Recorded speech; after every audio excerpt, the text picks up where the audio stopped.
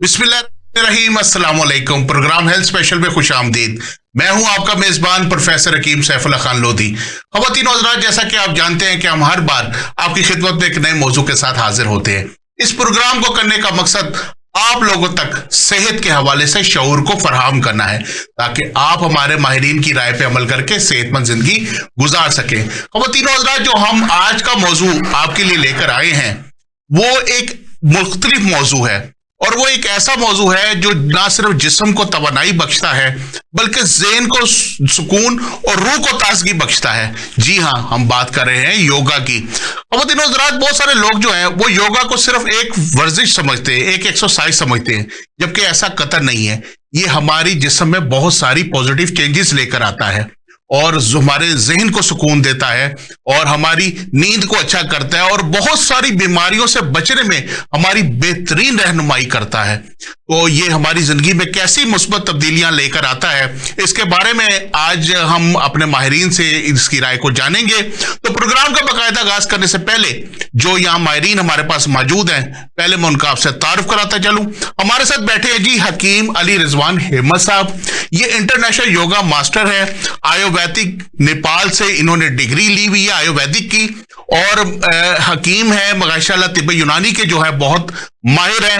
और इसके अलावा जो है ये सेफ सिटी एनवायरनमेंट के अंदर जो है वहां पे भी ये ट्रेनर रहे हैं, वहां पे योगा की ट्रेनिंग करवाते रहे हैं। तो आपको हम प्रोग्राम में अली साहब खुशामदीद कहते हैं। तो अली रिजवान साहब, पहला सवाल ये कि योगा है क्या, इसकी बुनियादी तारीफ क्या है और इसकी क्या तारीख है, इसको जरा आप बयान फरमा दीजिएगा।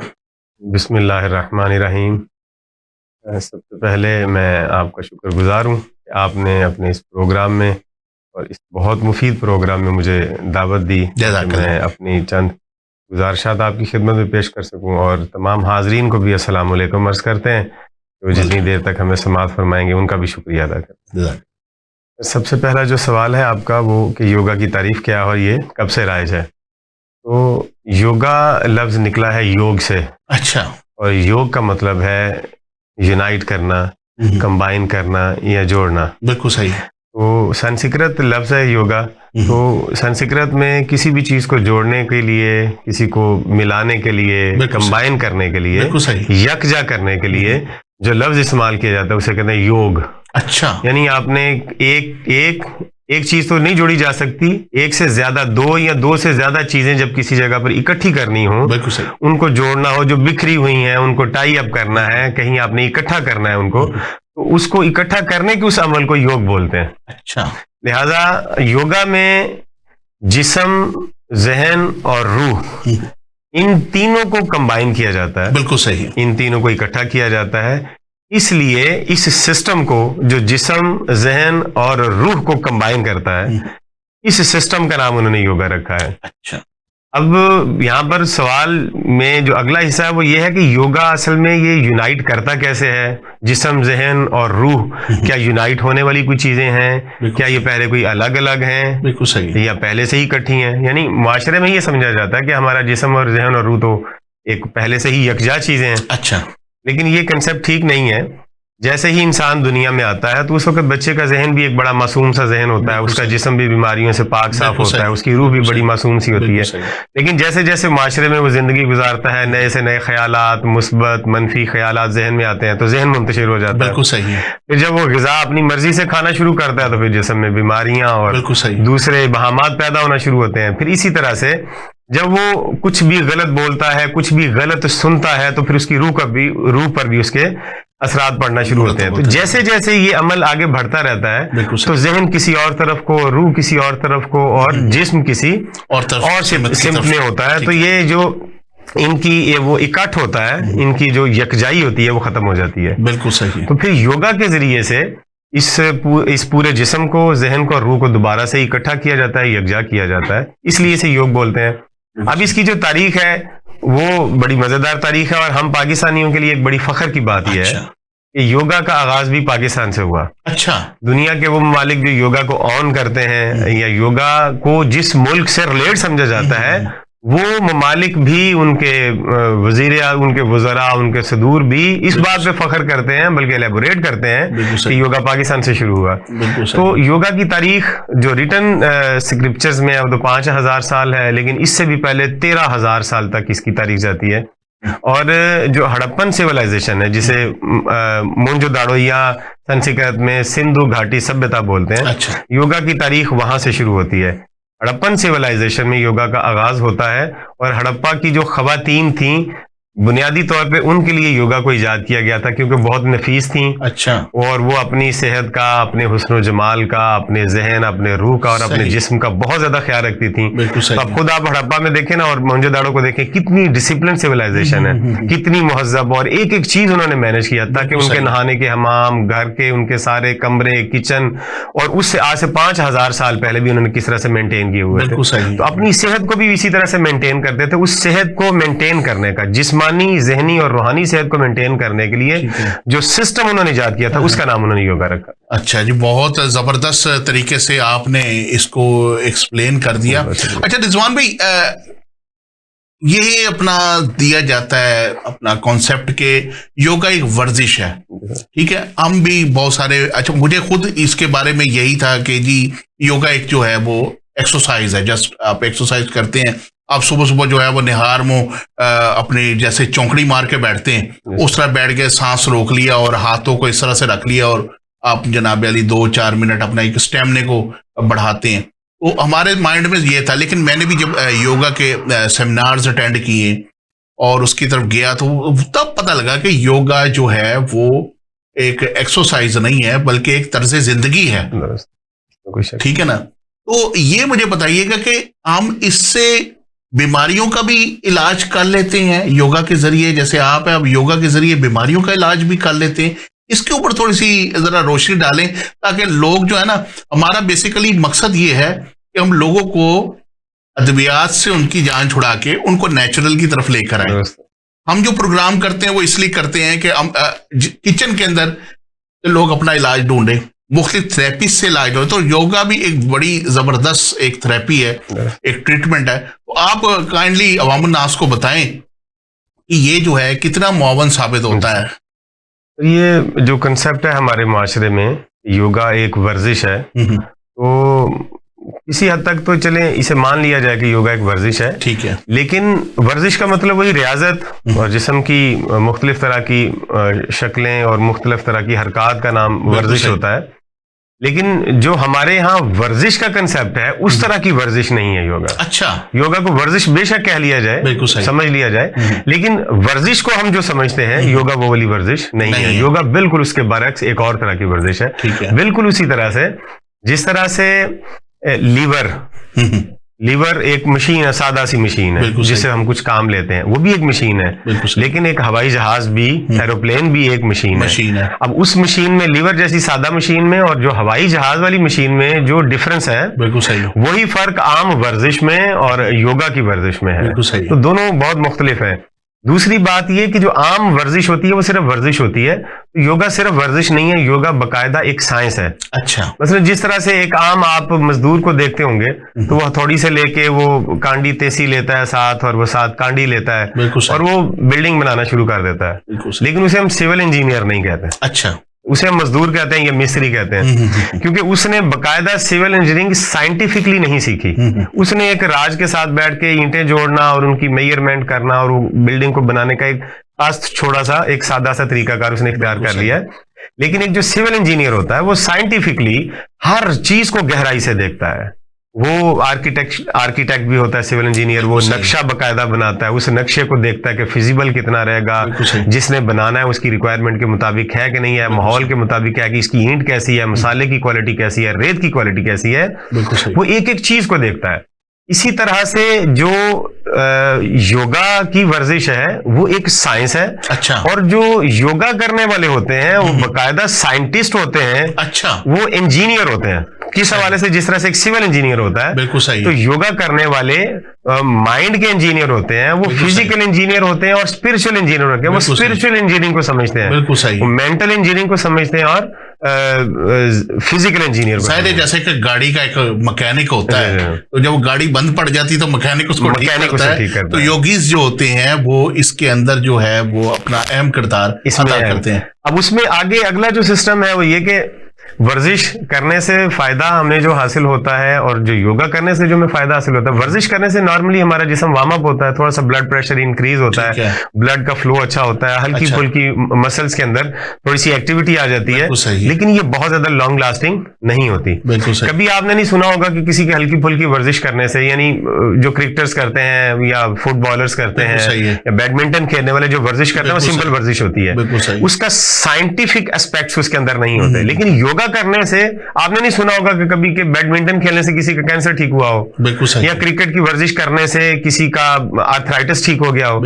लेकिन योगा करने से लोगों के आर्थराइटिस ठीक होते हैं, कैंसर ठीक होता है, फालज ठीक होता है, वो बीमारियां जो दुनिया की किसी दवाई से ठीक नहीं होती हैं वो हमने योगा से ठीक करके देखी हैं। बिल्कुल सही। मतलब मैं अगर अपना एक्सपीरियंस बताऊं तो दर्जनों मरीज हमारे पास आए हैं योगा के, मैं सैकड़ों की तादाद में है, उनमें से 200 से ज्यादा शुगर के मरीज हमने पाकिस्तान में ठीक किए हैं। अच्छा, माशाल्लाह। हमने अद्वियात के जरिए भी उनका इलाज किया, ग़िज़ा के जरिए भी इलाज किया। बहुत सारे ऐसे थे जिनको हमने कोई मेडिसिन नहीं दी, हमने कोई और उनको साइंस उन पर अप्लाई नहीं की, सिर्फ साइंस ऑफ योगा अप्लाई किया और एक महीने में उनकी इंसुलिन छूट गई। जबरदस्त। तो योगा इस तरह से जिस्म, जहन और रूह के अंदर पैदाशुदा तमाम बीमारियों का इलाज करता है कि वो बीमारियां जिनका माशरे में अभी तक इलाज दरियाफ्त नहीं कर सके, मैं मॉडर्न मेडिकल साइंस की बात करता हूँ, लेकिन हिकमत में और आयुर्वेद में तो इसका इलाज पहले से मौजूद है। तो जो मॉडर्न मेडिकल साइंस अभी तक जिन बीमारियों का इलाज नहीं दरियाफ्त कर सकी, योगा सदियों से उनका इलाज करता है। बिल्कुल सही है।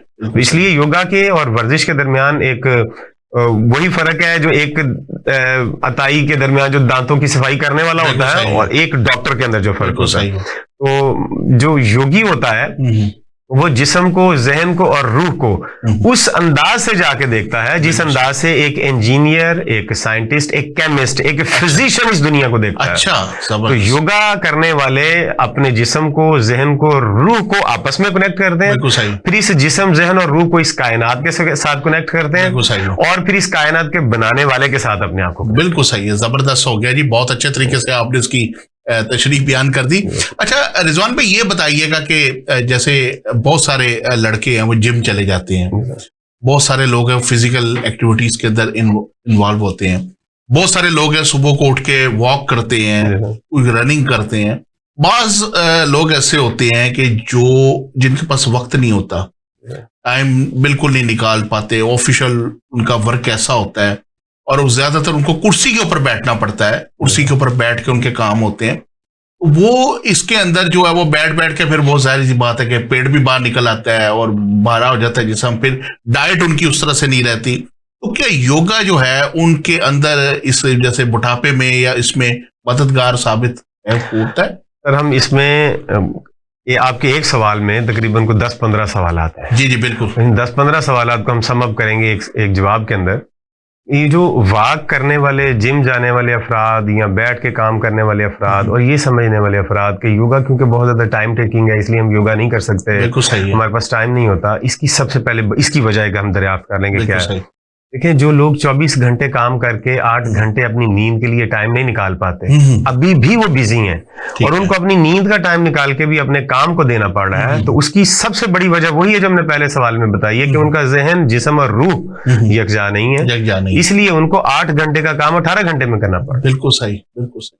एक अलमिया है ना कि एक दिन में 8 घंटे काम करने के लिए, बाकी तो काम, आराम और फैमिली के लिए टाइम होता है। बिल्कुल सही। लेकिन लोग इतना जहनी तौर पे मुंतशिर हैं, टेंशन, डिप्रेशन, एंजाइटी, वर्कलोड इतना ज्यादा है, ऑफिस का जो एनवायरनमेंट है, काम, वर्क एनवायरनमेंट जो है वो इतना पोल्यूटेड है और इतना नेगेटिव है कि वहां पर इंसान काम करते करते अपने आप को निढाल कर लेता है। बिल्कुल सही। और अपने जरूरियात जिंदगी पूरी करने के लिए 8 घंटे का काम उसके लिए काफी नहीं रहता, उसे 18 घंटे या 16 घंटे काम करना पड़ता है। उसका सबसे बड़ा अलमिया यह है कि इंसान का जहन मुंतशिर है। बिल्कुल सही। उसका जहन फोकस्ड नहीं है और रिलैक्स नहीं है। रिलैक्स रह के जो इंसान काम करता है वो 16 घंटे का काम 8 घंटे में कर सकता है। बिल्कुल सही। एक जो इंसान अपने जिस्म और जहन और रूह को मैनेज करके और मेंटेन करके काम करता है उसका काम भी मेंटेन होता है, वो अपने काम को भी आसानी से और आराम से दिन के 8 से 6 घंटों में कर लेता है, ठीक है। लेकिन जिन लोगों की जिस्म ही बीमार है, जिनका जहन भी बीमार है और जिनकी रूह भी बीमार है, वो अपना जो काम कर रहे हैं वो कभी भी उस क्वालिटी के साथ नहीं कर सकेंगे जिस क्वालिटी के साथ उन्हें करना है। या दूसरा, अगर वो क्वालिटी मेंटेन कर भी रहे अपने काम की तो उनको टाइम डबल देना पड़ता है। बिल्कुल सही। योगा करने से क्या होता है, जब इंसान योगा करके अपनी जिंदगी के मामलात को उन पर अमल पैरा होता है, ऑफिस वर्क करता है या खातून खाना घर के काम करती हैं, वो रिलैक्स रह के, हमने खुद देखा, मतलब मैं दिन में 5 या 6 घंटे काम करता हूँ। अच्छा। अगर मैं योगा ना करूं तो यही काम मुझे 18 घंटे में करने पड़े। बिल्कुल सही। तो जो ये लोग ये समझते हैं कि हमारे पास टाइम नहीं है योगा करने के लिए, तो हम क्या करें, वो हल्की फुल्की वॉक करके या थोड़ा बहुत जिम करके वो अपने आप को समझते हैं कि हमने ये काम कर लिया। असल में ये जो कंसेप्ट है कि हमारे पास टाइम नहीं है इसलिए हम योगा नहीं कर सकते, ये वजह नहीं है। असल में वो योगा नहीं करते इसलिए उनके पास टाइम नहीं है। बिल्कुल सही है। इसको हमें रिवर्स करना है, क्योंकि वो योगा नहीं कर रहे इसलिए उनके पास जिंदगी की एंजॉयमेंट का और पुरसुकून रहने का टाइम नहीं है। बिल्कुल सही है। योगा टाइम लेता नहीं है, योगा टाइम देता है। हमें 1 घंटा अगर हम योगा कर लें तो योगा हमें 23 प्रोडक्टिव घंटे देता है जिसमें हम काम कर सकते हैं। अच्छा। यानी 6 घंटे 7 घंटे सो के नींद पूरी कर लें, बाकी सारे घंटे आपके पास काम करने के लिए, फैमिली को टाइम देने के लिए, रिश्तेदारों को, दोस्तों को टाइम देने के लिए बचेंगे। 6-7 घंटे में आप अपने वो सारे काम निपटाएंगे ऑफिस के, अपनी फैमिली को टाइम देंगे, अपने बच्चों को, अपने दोस्तों को, रिश्तेदारों को टाइम देंगे। तो योगा ने टाइम लिया नहीं आपका। बिल्कुल सही है। योगा ने उल्टा आपको टाइम दिया है। अब दूसरी बात यह है कि वो जो अब मुसलसल जब बैठ के ही काम करना है तो फिर और बीमारियां पैदा होंगी। बिल्कुल सही है। अब वो जो काम पहले 18 घंटे में होता था वो 22 घंटे में हो रहा है, क्योंकि अब बीमारी और बढ़ गई, जिस्म में मोटापा आ गया और जहन और ज्यादा मुंतशिर हो गया, तो मर्ज बढ़ता गया जूं जूं। बिल्कुल सही। दवा की वाली मिसाल है। तो वो जब और ज्यादा मोटे हो जाते हैं तो फिर उनसे और ज्यादा योगा मुश्किल हो जाता है। बिल्कुल सही। तो ये जो मोटापा कम करना है, ये योगा का सबसे छोटा और सबसे कम फायदा है। अच्छा। कम हो जाता है उससे फायदा, लेकिन योगा का मतमे नजर मोटापा कम करना नहीं है। योगा का मतमे नजर बीमारी को खत्म करना नहीं है, जिस्म को सेहतमंद रखना है। ये तो बीमारी बीच में वैसे कहीं से आ गई थी, मोटापा तो वैसे कहीं से आ गया था, अब ये आ गया है तो योगा इसको भी खत्म कर लेगा। लेकिन हम बीमारी को ला के, मोटापा ला के फिर हम योगा की तरफ जाने से बेहतर है कि पहले ही योगा करते हैं ताकि मोटापा आए ना। बिल्कुल सही। और पहले से ही बीमारी से बचे ताकि बीमारी नहीं आए। बिल्कुल सही है। आपने बड़े अच्छे तरीके से इसकी एक वजाहत जो थी वो कर दी। अच्छा, ये बताइए, बात जैसे मैंने बताया कि ऑफिशियल लोग हैं, अब जाहिर सी बात है आपका ये जब प्रोग्राम देखेंगे और आपके मुफीद मशवरे उस पर अल्लाह करे ये लोग अमल करें तो उससे इनकी जिंदगी में एक पॉजिटिव चेंजेस आए। तो ये बताइएगा कि जैसे कुर्सी के ऊपर बैठे बैठे कोई ऐसी कोई फिजिकल एक्सरसाइज है जो वो कर सके, आप अगर उसका अगर कोई कुर्सी पे बैठे बैठे उन्हें डेमोन्स्ट्रेशन देना चाहें जी सर, तो आप नाजरीन को हमारे बताएं ताकि वो लोग चले, अगर बैठे बैठे ही अपना फिजिकल जो है वो वर्क कर लें या योगा जो है उसके अंदर कर सके। जी बेशक, इसमें चेयर योगा के नाम से बहुत सारे पोस्टर्स होते हैं। अच्छा। जो ऑफिस में बैठे बैठे, मतलब आप काम शुरू करने से पहले सुबह आप 8 बजे ऑफिस में आए, तो अभी भी जब घर से निकलते हुए हम रात सोए भी हैं लेकिन फ्रेश नहीं होते। बिल्कुल सही। 8 घंटे सोने के बाद भी फ्रेश नहीं है इंसान। क्यों? सिर्फ जिस्म को लिटा दिया बेड के ऊपर, ना जहन सोया है, ना रूह सोई है, ना जिस्म सोया है। बिल्कुल सही। वो सारे तो जाग रहे हैं। जिस्म के अंदर बीमारियां हैं, वो करवट लेता तो दर्द होती है, थोड़ी सी करवट लेता आंख खुल जाती है। बिल्कुल सही। रात को उठ के मोबाइल को देखना कि व्हाट्सएप पे किसी का मैसेज ना आ गया हो, फेसबुक पे किसी ने मेरी वो तस्वीर लाइक की है कि नहीं की। बिल्कुल सही। ये सब फिनोमिना है। ये सोशल मीडिया का तो आपको पता है, अलमी है लोगों, ये बहरान पैदा किया हुआ इंसानों की जिंदगी में कि एक तस्वीर मैंने रात को 7 बजे अपलोड की थी, मुझे रात को 2 बजे उठ के देखना कि इस पे लाइक कितने आए। ठीक है, अब वो लाइक देखने के लिए मैं अपनी नींद खराब करूंगा और 3-3, 4-4 बार उठते हैं। इसकी वजह क्या? कि उनको गहरी नींद नहीं आई है। वो अपने आप से कनेक्ट होने की बजाय सोशल मीडिया से कनेक्ट है। अब सारी रात इस तरह से जाग के बंदा ऑफिस में आ जाता है। ऑफिस में आके जब वो काम करने लगता है तो एक सो कॉल्ड फ्रेशनेस तो होती है उसके पास कि मैं फ्रेश हो गया, लेकिन फ्रेश असल में वो होता नहीं। किसी हेल्थ प्रोफेशनल के पास, आपके पास जब आते होंगे मरीज, जब हमारे पास आते हैं तो वो यही बताते हैं कि मैं रात सो लेता हूं लेकिन नींद यही करते हैं कि जी हमें नींद नहीं आती, नींद पूरी नहीं आती, नींद भी नहीं पूरी हुई, खाना भी सही तरह से हजम नहीं हुआ, वो जो 8 घंटे सोने के बाद भी फ्रेश नहीं हुआ हूं मैं, उसकी वजह यही है। अब उसको करना क्या है कि ऑफिस में आया है, सबसे पहले तो उसे सुबह उठते ही घर में 15-20 मिनट 25 मिनट जितने भी है वो योगा करे। आहिस्ता आहिस्ता उसका काम करने का वक्त कम होता जाएगा, उसके सुकून का वक्त ज्यादा होता जाएगा और फिर उसे 3 घंटे भी योगा करने के लिए टाइम। मैं 3 घंटे भी योगा करूं तो मेरे पास टाइम होता है। बिल्कुल सही। ठीक है, तो फिर वो ऑफिस में आए और ऑफिस में आगे जब वो चेयर पे बैठे तो उसके लिए सबसे बेहतरीन जो मैं अभी भी प्रोग्राम शुरू होने से पहले कर रहा था, आपने मुझे देखा भी होगा करता है, मैं इसे घर में भी रोजाना करता हूँ, सोने से पहले भी करता हूँ और उठने के बाद भी फौरन मैं इसे करता हूँ। ये कमाल की टेक्निक है, ये जहन को, जिस्म को और रूह को फौरन पुरसुकून कर देती है। बिल्कुल सही। ऐसे शांत करेगी कि जैसे आप किसी एक हल्के से पर की तरह पानी की झील के पानी के ऊपर आप तैर रहे हो। बड़ा पुरसुकून कर देगी। इसका तरीकाकार ये है कि आप आंखें बंद करके ऐसे बैठें और पुरसुकून सांस लेना शुरू करें। लंबा गहरा सांस लें, ठीक है, एक सांस निकालें, फिर एक और गहरा सांस लें और सांस को बाहर निकालें। इसी तरह से सांसों को बाहर निकालते जाएं। ठीक है। हर सांस को बाहर निकालते हुए आपने एक गिनती गिननी है। ठीक है। काउंट डाउन करना आपने। ठीक है। 30 से 29, 28, 27, 26। हर सांस जब एक निकाल दें बाहर तो आप एक गिनती लें। मसलन इस तरह से सांस लिया 30,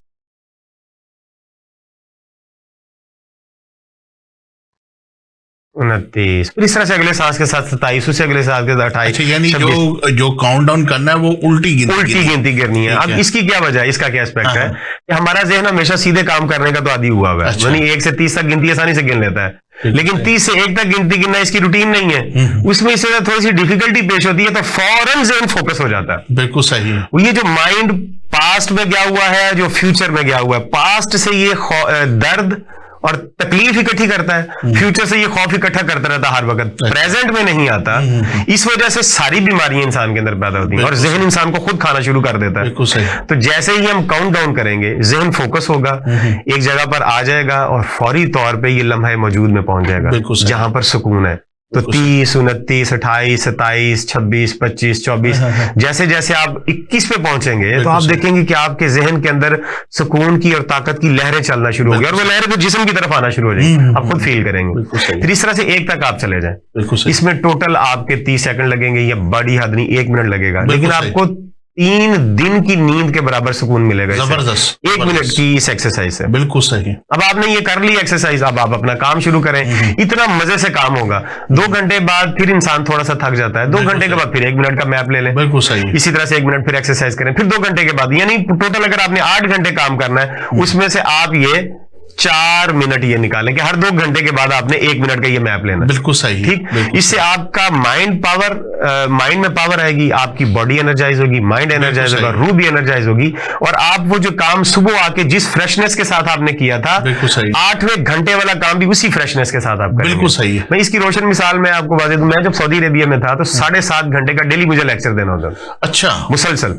तो मेरे स्टूडेंट्स मुझे कहते थे सर आप 7 बजे सुबह लेक्चर शुरू करते हैं, 7:30 बजे 3:30 बजे आपका इख्तिताम होता है। आपका टेम्पो जो 7 बजे था 3:30 बजे उसी टेम्पो पर आपने खत्म किया है। आप उसी तरह से फ्रेश थे, आपकी आवाज नहीं बैठी, आप थके नहीं, आपने कोई लफ्ज बैठ के नहीं बोला। सोलो लेक्चर 7.5 घंटे का कैसे आपने दो? तो उसमें सारी वजह यही थी कि हम योगा करते हैं और फिर अपने आप को बार बार फोकस्ड रखते हैं, प्रेजेंट मोमेंट में रहते हैं, तो हम फ्रेश रहते हैं। तो पहली वर्जिश तो ये है। दूसरी वर्जिश इस तरह से पकड़े अपने आप को। अच्छा। एक हाथ से अपने ये आपका आर्म है, लेफ्ट आर्म उस चेयर का, उसको पकड़ें और लेफ्ट आर्म से चेयर की बैक को पकड़ें और खुद घुटने सीधे रखें, पेट भी सीधा रहे और ऊपर से आप इसे ट्विस्ट करेंगे। अच्छा। अपने अपर बैक को ट्विस्ट करेंगे। ठीक है। और यहाँ पर 5 गहरे सांस लेंगे। ठीक है। फिर इस तरह से मुड़ेंगे इस तरफ को।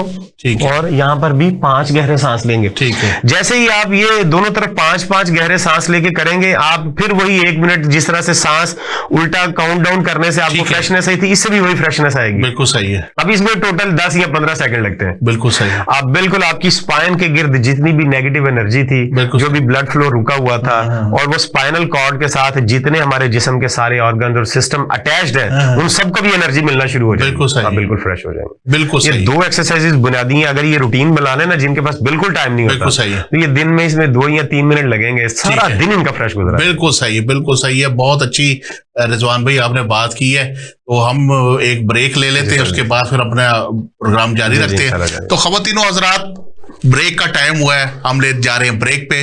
ब्रेक के बाद मिलते हैं।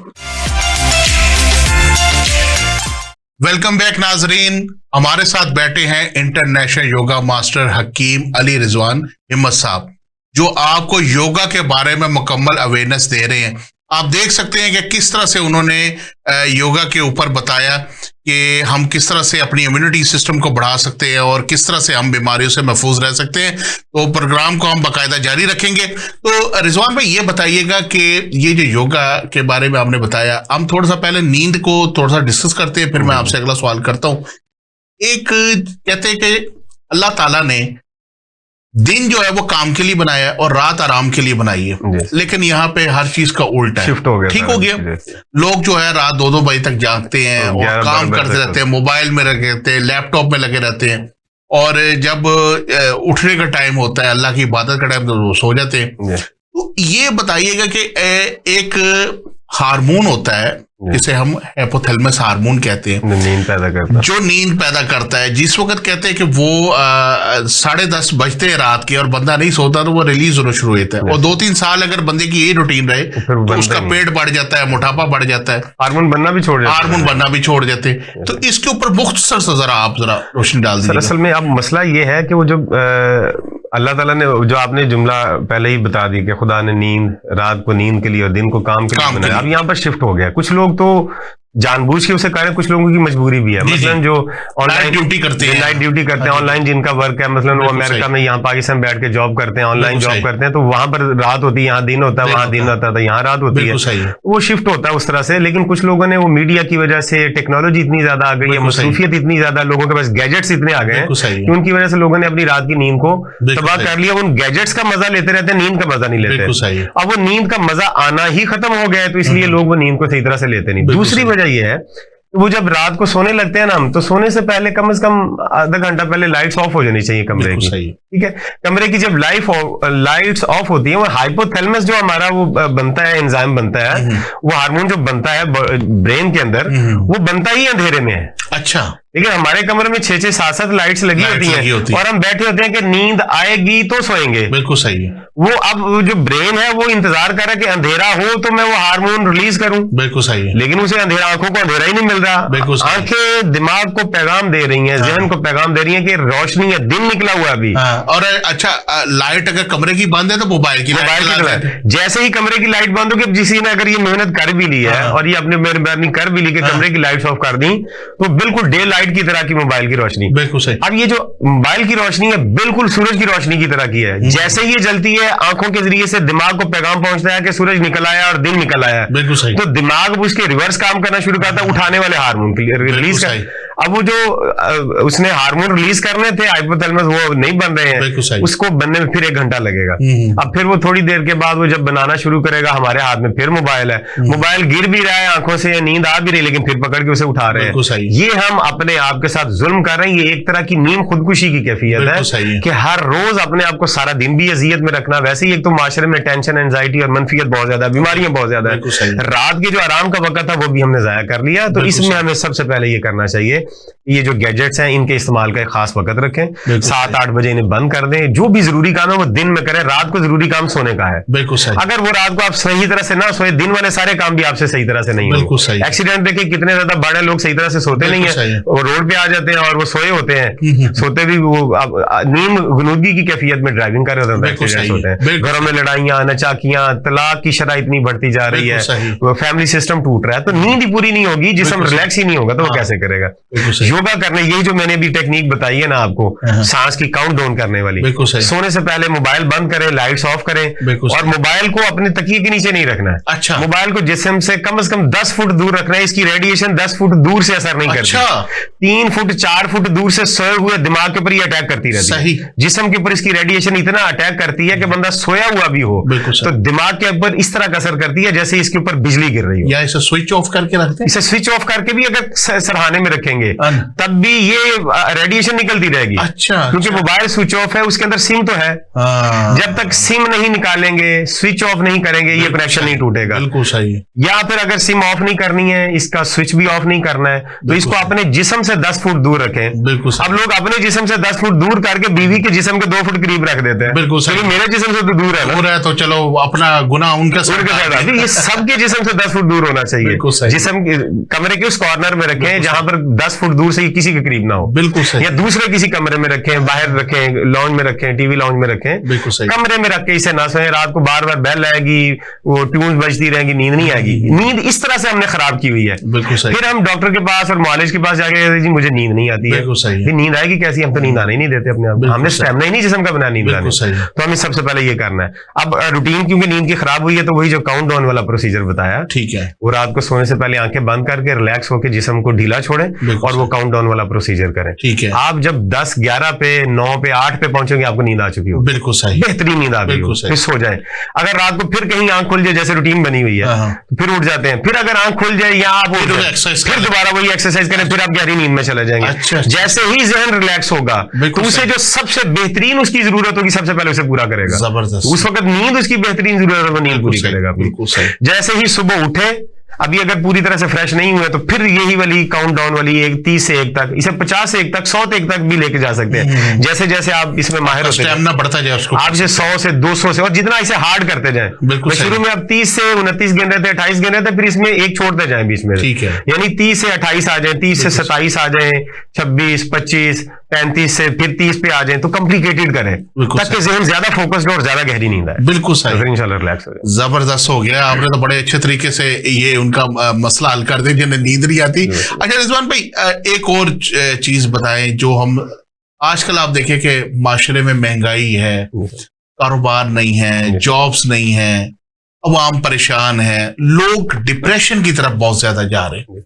ज्यादातर लोगों का ज़हन डिप्रेस रहता है। आप देखें वो सड़क पे कहीं ट्रेवलिंग कर रहे हैं, कहीं जाते हैं, मोटरसाइकिल लग जाती है अनकॉन्शियस होके, या कहीं ठेले पे गाड़ी लग जाती है, सो उनके सर कोई मामला, रास्ते में कोई लड़ाई हो जाती है, कोई मामला, क्योंकि ज़हन आपने जैसे बताया कि रूह और ज़हन और जिस्म इनको यकजा होना जरूरी है। तो ये उनका चूंकि नहीं होता उनके साथ मामला। डिप्रेशन वाले जो मरीज है उनके लिए कौन सी एक्सरसाइज जो है वो मुफीद है जिससे वो उनकी डिप्रेशन, उनकी एंजाइटी कम हो सके? हम सबसे पहले तो डिप्रेशन लेंगे। डिप्रेशन है क्या? अच्छा, डिप्रेशन हम जिंदगी में जो कुछ करना चाहते हैं या हम जो चाहते हैं कि हमारे साथ हो, दो चीजें हैं। एक वो जो हम करना चाहते हैं या एक वो जो हम चाहते हैं कि हमारे साथ ऐसा हो, वो वैसा नहीं होता तो उसके बरखिलाफ जो हमारे दिमाग का, हमारे जहन का रिएक्शन है वो डिप्रेशन है। बिल्कुल सही। या दूसरे लफ्जों में हमारा जहन ये कहता है कि आप जो लाइफस्टाइल, डिप्रेशन क्या है, हमारा जहन ये कहता है कि भाई आप जो लाइफस्टाइल गुजार रहे हैं वो मेरे लिए मुफीद नहीं है, या आपने अपनी जिंदगी के जो गोल और जिस तरह की इंटेंशंस बनाई हुई हैं वो मेरे लिए काफी नहीं है। या तो आप अपनी जिंदगी की इस रूटीन को बदलें, अपने इस लाइफस्टाइल को बदलें, या फिर डिप्रेशन को बियर करें। दोनों में से एक काम आपको करना। अच्छा, यानी या तो आप अपने लाइफस्टाइल को चेंज करें, इसे नेचुरल लेके आए। बिल्कुल सही। आप अपने जहन को पुरसुकून रखें, आप अपने जिस्म को सेहतमंद रखें, आप अपनी रूह को पुरसुकून रखें, मनफियत जहन से खत्म करें, दूसरों से एक्सपेक्टेशंस ना रखें। बिल्कुल सही। अब ये जो दूसरों से एक्सपेक्टेशंस हैं, वो छोटी छोटी एक्सपेक्टेशंस हैं, डिप्रेशन ही क्रिएट करेंगी। मसलन हम किसी के घर गए थे तो वो हमारे घर आए थे तो हमने उनको चाय भी दी थी, बिस्किट भी दी थी, केक भी रखा था और उनके सामने हमने निम्को भी रखी थी। लेकिन हम उनके घर गए हैं तो उन्होंने हमें सिर्फ चाय और बिस्किट दे दिए, तो ये क्या बात हुई? ठीक है। अब यहाँ पर जो हम एक्सपेक्ट कर रहे थे उनसे वो नहीं हुआ, जो हमने उनको दिया था उन्होंने उस तरह से हमें डील नहीं किया, तो अब हम डिप्रेस हैं। अगली दफा उनके घर भी नहीं जाएंगे, वो हमारे घर आएंगे तो हम उनको भी इतना कुछ नहीं देंगे, हम भी उनको सिर्फ चाय ही देंगे, ताकि उनको जरा पता चले उन्होंने जो हमारी इंसल्ट की हम भी उसी तरह से इंसल्ट करेंगे। अब खुद पहले डिप्रेस थिंक आती है। बिल्कुल बिल्कुल। यानी हमने एक्सपेक्टेशन जो लोगों से लगाई हैं वो हमारी पूरी नहीं हुई, लिहाजा जो लोगों के मुतालिक लोगों ने हमसे जो एक्सपेक्टेशन लगाई थी वो भी हम पूरी नहीं करेंगे। तो नतीजा क्या निकलेगा कि पहले एक्सपेक्टेशन पूरी ना होने से हम डिप्रेशन में गए, फिर जो हम दूसरों की एक्सपेक्टेशन पूरी नहीं करेंगे तो अब वो डिप्रेशन में जाए। तो ये डिप्रेशन वाले एक दूसरे के साथ, वो हमारे घर आए थे तो हमने उनकी इतनी खिदमत की थी, हम उनके घर गए तो उन्होंने हमें ऐसा नहीं किया, हमने उनको इतनी रिस्पेक्ट दी है, उन्होंने हमारे साथ ये किया है, हम उनकी शादी में गए तो ये किया था। इस तरह से एक रेस चल रही है। ठीक है। तो जिस तरह से हम चाहते हैं कि लोग हमें डील करें, लोग उस तरह से हमें डील नहीं करते। जिस तरह से फिर लोग चाहते हैं हमें डील किए, हम भी नहीं करते, तो उनको हम मुजरम बनाते हैं। खुद को भी हम मुजरम बनाते हैं कि हम तो लोगों के साथ अच्छा कर रहे हैं, लोग हमारे साथ बुरा कर रहे हैं, हम क्यों नहीं बदल रहे अपने आप को। वो भी मुजरम, हम भी मुजरम। अब मुझे बताएं कि पूरा का पूरा मुआशरा हमने मुजरमों से भर दिया है। भाई भी मुजरम, बहन मुजरम, माँ मुजरम, बाप मुजरम, शोहर, बीवी, रिश्तेदार, ससुराल वाले सब मुजरम है, दोस्त भी मुजरम, हमसाए भी मुजरम बना लिए। तो फिर हम एक जेल में रह रहे हैं। बिल्कुल सही। एक मुजरमों से भरी जेल के अंदर तो सुकून नहीं होता, बिल्कुल सही। वो तो डिप्रेशन ही होगा। हमें क्या करना है, हमें इन सब लोगों को मुजरम नहीं बनाना, वो भी बेचारे मजबूर हैं, किसी की कोई मजबूरी, किसी की कोई मजबूरी है। अब आपने किसी को बिस्किट दे दिए थे, निम्को दे दी थी, साथ केक भी दे दिया था, उसकी हो सकता है इतनी गुंजाइश ना हो, बेचारा चाय भी ना दे सकता हो सकता है वो सादा पानी पिला सकता हो। तो उसकी जरूरियात और उसकी मजबूरियों को देखते हुए जो कुछ वो दे रहा है उसे कबूल कर लें, जो आप दे रहे हैं आप उस पर खुश रहे, तो डिप्रेशन नहीं होगा। पहली चीज यानी आपका मतलब है कि पॉजिटिव थिंकिंग रखनी है।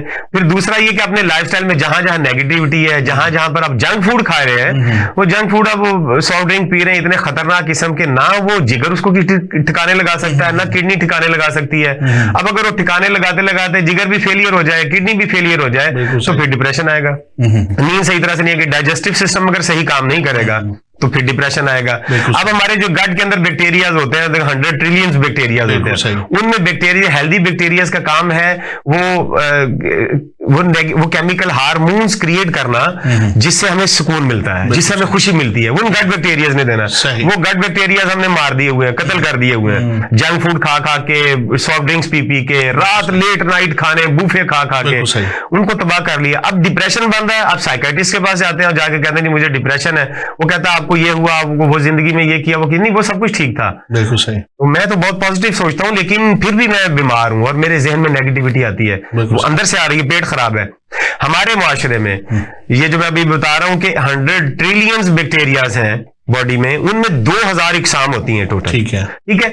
अमेरिका में एक स्टडी के मुताबिक वो तकरीबन कोई 200-300 रह गई हैं। बिल्कुल सही। पाकिस्तान में शादी सभी कम होंगी। सही। अब उसकी जगह बैड बैक्टीरिया आ गया। बैड बैक्टीरिया क्या करते हैं, वो अंदर लड़ते हैं, आपस में झगड़ते हैं। जिस तरह से वो बैड बैक्टीरिया अंदर झगड़ते लड़ते हैं, फिर हमें भी उसी तरह से जज्बात, हमारे बंदे इंसान भी बाहर आपस में एक दूसरे के साथ लड़ते झगड़ते हैं। ठीक है, एक तो एक्सपेक्ट है हम अपने आप को हेल्दी करें, दूसरा एक्सपेक्टेशंस कम रखें, तीसरा अपने आप से मुतमईन रहें। हम खुद से भी मुतमईन नहीं होते, हम लाख अच्छा करने के बाद खुद अपने आप को ही ब्लेम करते रहते हैं, गिल्ट करते रहते हैं, यार मैंने ये गलत किया, मैंने वो गलत किया, मैंने ऐसा गलत नहीं। खुद अपने आप से मुतमईन करें, मुतमईन हो, जो कुछ आप कर रहे हैं, जो आपकी कैपेसिटी है, आप उसके मुताबिक सही कर रहे हैं। लोग अब आपको क्या कहते हैं डजंट मैटर, आप खुद अपने आप को सही रखें, लोगों के मुतालिक जो कुछ सही कर सकते हैं वो करें, लोगों को जितना बेटर दे सकते हैं वो दें, लोगों से जो मिल रहा है वो लेके उस पर खुश रहें, ना लोगों से ज्यादा एक्सपेक्टेशंस रखें, ना अपने आप को ब्लेम करें, ना दूसरों को ब्लेम करें, तो डिप्रेशन खत्म हो जाए। बिल्कुल सही है। तो इसके लिए कोई एक्सरसाइज, कोई जो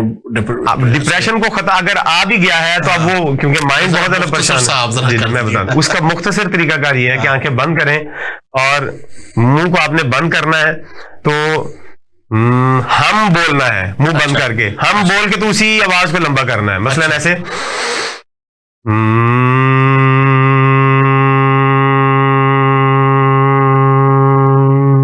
जितना सांस है सारा निकालें। फिर अगला सांस लें, फिर इसी तरह से फौरन आपका माइंड फोकस्ड हो जाएगा और लम्हा मौजूद नहीं, यानी प्रेजेंट में आ जाएगा।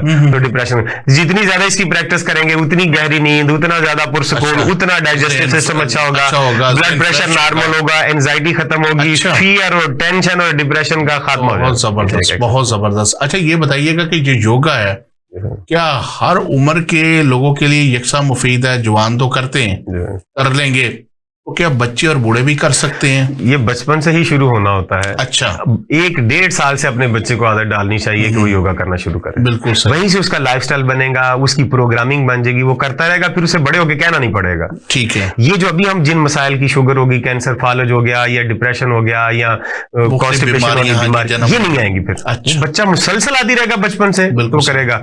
हमारे यहाँ वर्जिश शुरू ही हम उस वक्त करते हैं जब डॉक्टर रिकमेंड करता है। बिल्कुल सही। अभी आप बीमार बहुत ज्यादा हो गए, लिहाजा आपको वर्जिश करें, वो कहेगा जी मुझसे तो हिला नहीं जाता, तो फिर डॉक्टर कहते हैं वाक करें कम से कम। अब ये वाक जो है ना, इंतहाई ज़ईफ लोगों की वर्जिश है। बिल्कुल सही। जो कुछ नहीं कर सकते ना, सारा दिन बेड में बैठे रहते हैं। और ये भी एक चीज है कि जैसे ग़िज़ा के हवाले से मैं बात करूं कि एक हम सालन खाते हैं तो 500 कैलोरीज बर्न करते हैं, ठीक है ना, 500 हमने गेन कर ली, गेन कर ली। उसके बाद 2 चपातियां खा ली तो हमारे पास हो गई तकरीबन जाके 950 कैलोरीज। अब 950 कैलोरीज तो हो गई, बीच में कोई मीठा भी खा लिया, अब हमने 1500 गेन कर ली। अब 1500 गेन करने के बाद जब हम 1 घंटा टिका कर वॉक करेंगे तो सिर्फ 300 कैलोरीज बर्न होती हैं। हम तो 1200 वही की वही, और थक भी ज्यादा जाते हैं। हम थक गए होते हैं और आगे फिर 2 घंटे रेस्ट करते हैं जी, मैं वॉक करके आया हूँ। हाँ जी, तो ये उल्टी गेम चल रही है। हाँ जी, बिल्कुल। हमें ये करना है, अपनी डाइट को मेंटेन करना है। बिल्कुल सही। फिर ये जो वाक करने वाली है ना, नौजवान वाक को वर्जिश न समझे। नौजवानों को काम उछलना कूदना है, उल्टबाजियां लगाना है, वर्जिश करना है, शदीद वर्जिश करें। कुरान मजीद में अल्लाह ताला इरशाद फरमाता है कि बेशक हमने इंसान को मुशक्कत उठाने वाला बनाया। बिल्कुल सही। जो बनाने वाला है वो ये दावा कर रहा है कि मैंने इसे मुशक्कत उठाने वाला बनाया है। हम 4 बैलों के सेंसिटिव बना लिया अपने आप, अपने हसास बना लिया। मतलब जो खाना उस वक्त लोग दिन में 2 टाइम खाना खा के बैलों के साथ फसलों में करते थे, आज हम उन लोगों से डबल खाना खा के आधे घंटा भी दिन में मुशक्कत नहीं करते। बिल्कुल सही। ठीक है, तो क्या होगा, वो फिर अंदर कैलोरीज पड़ी रहेंगी, फिर वो डिप्रेशन और बीमारियां बढ़नी है। तो योगा बच्चों के लिए, जवानों के लिए, बूढ़ों के लिए यकसा मुफीद है। बिल्कुल सही। और हर उम्र में, हर उम्र के हिस्से से इसे शुरू भी किया जा सकता है और जिंदगी के हर हिस्से में आखिरी सांस तक योगा इंसान कर सकता है दुनिया में। तो इसकी कोई कैद नहीं है कि आप किस उम्र से इसे शुरू करेंगे। आप इसे जिंदगी के हर अरसे में शुरू कर सकते हैं। बस कुछ एहतियातें हैं कि शदीद मौसम, जैसे शदीद सर्दी का मौसम और शदीद गर्मी के मौसम में ना करें, क्योंकि उसमें वैसे ही जिस्म उकताया होता है। तो कोई भी नई एक्टिविटी शुरू करेंगे तो जिस्म उसे एंजॉय नहीं करेगा। तो फिर वो जिस्म का, उसका रूटीन का हिस्सा भी बनना मुश्किल होता है। दूसरा, जब कभी आप शदीद बीमार हो तो उस हालत में आप ये ना शुरू करें, पहले जिस्म को नॉर्मल करें, रिलैक्स करें, फिर योगा करें। या आपके जिस्म में कोई जख्म वगैरह हो, कोई चोट लगी हो तो उस हालत में योगा शुरू ना करें। हाँ, बाकी जब आप नॉर्मल हो फिर आप इसे योगा करें, सारी जिंदगी करते रहे, फिर कोई मसला नहीं। बिल्कुल सही है। अच्छा रिजवान भाई, ये बताए कि आपने एज भी बता दी, डिप्रेशन का भी बता दिया, नींद का बता दिया, ग़िज़ा के हवाले से बताया कि ग़िज़ा जैसे आपने प्रोग्राम में बताया जी, लोग जंक फूड ज्यादा खाते हैं, ये तो एक जहर खाते हैं, ठीक है, और साथ ऊपर से कोक की बोतल भी पी लेते। तो ग़िज़ा के हवाले से बताया कि किस तरह की ग़िज़ा इस्तेमाल करनी चाहिए जिससे जिस्म भी सेहतमंद रहे और योगा करने के अंदर भी आसानी रहे। इसमें अब ग़िज़ाओं में इतनी ज्यादा वैरायटी बना ली है कि अब उसमें से अगर हम नाम बताएं ना, चंद ग़िज़ाओं के खाने का, अब खाने वाली सादा सी ग़िज़ाएं हैं वो तो चंद है, मतलब सब्जियां हैं, फल हैं, अनाज हैं, ड्राई फ्रूट्स हैं, दालें हैं, अब ये खाने वाली चीजें हैं। लेकिन इंसानों ने इनके नाम, इनकी शक्लें एक ही चीज के, मतलब मैदा है, मैदे से बनी हुई तकरीबन 150 प्रोडक्ट्स हमें मार्केट में मिल जाएंगी। बिल्कुल सही। अब जब हम उन्हें कहते हैं ना कि अब सादा ग़िज़ा खाएं, सब्जियां और सलाद खाएं, तो फौरन नजर उस वैरायटी की तरफ जाती है कि वो सारा कुछ छोड़ दें।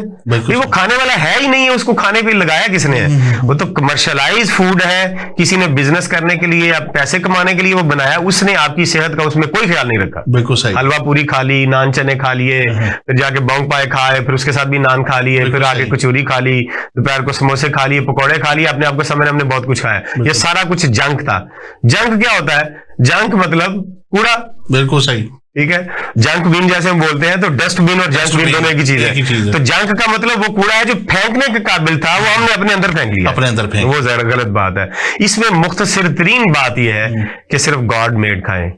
जो अल्लाह ने बनाया वो हमारे लिए बनाया है। जो इंसान ने बनाया उसने पैसे के लिए बनाया है। अल्लाह ने जो कुछ बनाया उसमें हमारी सेहत के लिए बनाया है। और जितने भी कमर्शियल फूड है वो उन्होंने पैसा कमाने के लिए बनाया, उसने हमारी सेहत का कोई ख्याल नहीं रखा तो हमारे लिए मुफीद है या नहीं है। तो कुदरती ग़िज़ा खाएं, सैलड खाएं, फ्रूट्स खाएं, सब्जियों का सूप पिए, फलों का जूस पिए, कांजी पिए, फर्मेंटेड राइस खाएं। और इस तरह फलों की चाट बना लें, सब्जियों की चाट बना लें, स्प्राउटेड बीन की चाट बना लें, सब्जियों को स्टीम कर लें, गोश्त को स्टीम कर लें, दालों को स्टीम करके खाएं, कुदरती ग़िज़ा में खाएं। कुदरती ग़िज़ा खा के हम अपने आप को सेहतमंद बना सकते हैं। रिजवान भाई, टॉपिक तो ये बहुत ही वसी है और ये बहुत लंबा टॉपिक है कि एक प्रोग्राम तो इसके लिए बहुत ही कम है। तो चूंकि प्रोग्राम हमारा इख्तिताम की तरफ जा रहा है, आपका बहुत शुक्रिया, आप हमारे प्रोग्राम में तशरीफ लेकर आए। इंशाल्लाह दोबारा किसी प्रोग्राम में आपको दोबारा जरूर दावत देंगे। तो ख़वातीन हज़रात, हमारे साथ बैठे थे हकीम अली रिजवान हिम्मत साहब, जो इंटरनेशनल योगा मास्टर हैं। वो आपको योगा से मुतालिक अवेयरनेस दे रहे थे कि किस तरह से आप अपनी बीमारियों को खात्मा कर सकते हैं, योगा के जरिए बैठे बैठे आप कुर्सी के ऊपर किस तरह से एक्सरसाइज कर सकते हैं। और इस कॉन्सेप्ट को ज़हन में रखिए कि योगा सिर्फ वर्जिश नहीं है, योगा एक पूरी तर्ज जिंदगी है जो आपकी जिस्म को, आपकी दिमाग को, आपकी रूह को एक यकजा करता है, ठीक है, जिससे आपकी नींद भी अच्छी होती है, आप डिप्रेशन से बचते हैं, आप हेल्दी लाइफ गुजार सकते हैं। उम्मीद करता हूं आपको हमारा ये प्रोग्राम पसंद आया होगा। अगले प्रोग्राम में जो है इंशाल्लाह दोबारा हाजिर होंगे एक नए मेहमान के साथ, एक नए मौजू के साथ। तब तक अपने मेजबान प्रोफेसर हकीम सैफुल्लाह खान लोधी को इजाजत दीजिए। अल्लाह हाफिज।